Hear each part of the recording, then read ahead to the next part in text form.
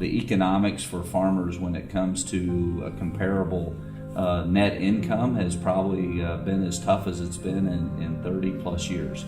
And I don't think that as an average consumer thinks about that. When they go to the grocery store, they see food, the case is always full, everything's fresh, it's healthy.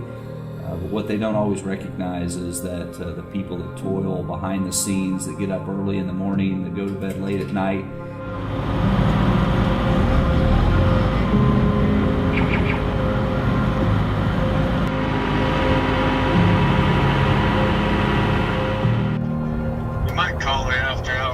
and see if they got one.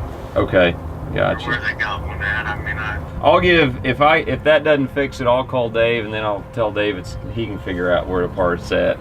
Okay. All right, thanks, Greg. Thanks. See you. Okay, so what we've got is we have a sensor in here. We got just a little rained out the other day, and I think this sensor got wet, and it's telling the combine that this right here is not working, so it tells the rest of the combine to not work.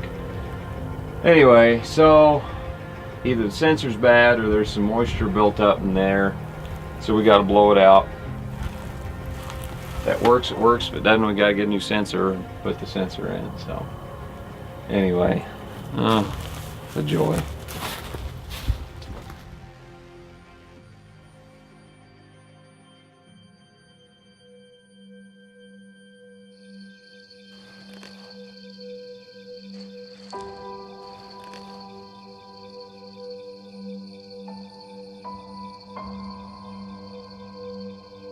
My name is Josh Pretzer, and I'm a fourth generation farmer here in eastern Kansas. My great-grandpa started farming, and then my grandpa took over, and my dad did, and he's farmed for 50 years or more now, since he could just barely reach foot pedals on the old Farmall H. Then I took over and trying to do my best to keep up the legacy.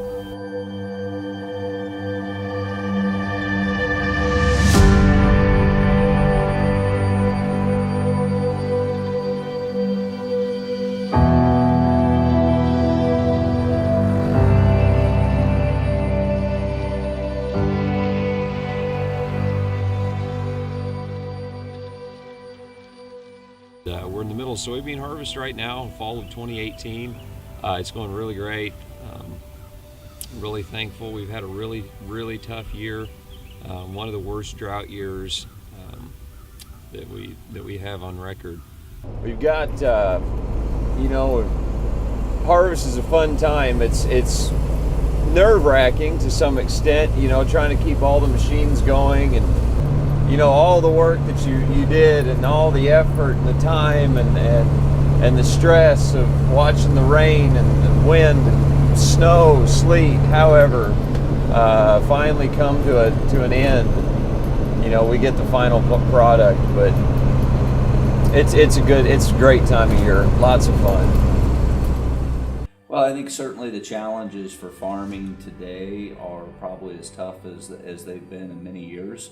We have a record demand around the world for food products, yet economically for farmers, particularly here in the United States, we've got commodity prices are low, and so it's challenging for them to manage the finances. Farmers feed the world, and we do it better today than we've ever done it. And at the end of the day, we're putting food on the table in a safe, responsible way, and that's what I love about farmers.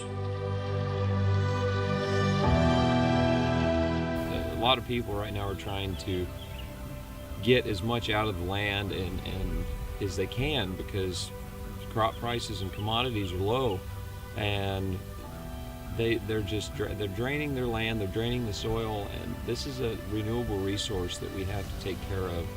And a lot of it breaks my heart to see how people are treating properties and land, and just not being good managers of it. It's still very important to do the best job that we can and maximize yield, and that's it's every little bit helps right now. So I'm just very thankful to be able to do what I do. I really enjoy farming. Didn't know if that's what I was going to do growing up, but you know, it's a good life. It's satisfying. It's very, very fulfilling, and it's a life that is good to raise a family on. And I'm just very thankful to be able to be here doing it. What I would say and encourage to every young farmer out there, you serve a great purpose, and what you do each and every day matters. You're feeding the world, you are making a difference, and no matter how long the day is or how short the night is, not many jobs in the world have the purpose and the value that you do. And so I would just encourage that when times are tough, know that you're doing a great thing, and you will be greatly rewarded for the type of work you put in, the mouths you feed, and the legacy that you have to pass on to the next generation.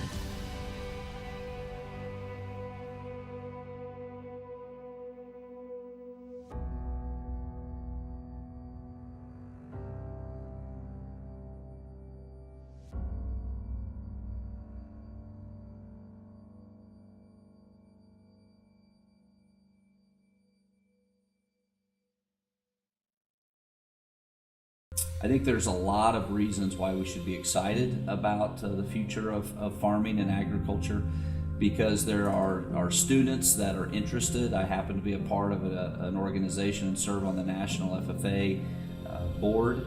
And one of the things about that organization is they have students thinking about where their food comes from and all the science and the sustainability activities and the production activities. There's over 1 million students that are in ag education classes today across thousands of high schools in the United States. 650,000 of those students are in the FFA program, and they're working on their leadership skills, their finance skills, their business skills. And that's exciting and encouraging, because students are passionate about agriculture, and it's our opportunity to get them engaged at an early age so that we can continue to put safe and affordable food on the table. And so for farmers, I think that what we should be encouraged about is the interest level in where people's food comes from, the interest that consumers have in knowing the farmers that produce their product. And through today's technology and social media, there's a lot of ways to connect with farmers who are producing. I think at the end of the day, there's 9 billion people that need to be fed, and for farmers, that's a great number of mouths to feed, and so we should be encouraged by that.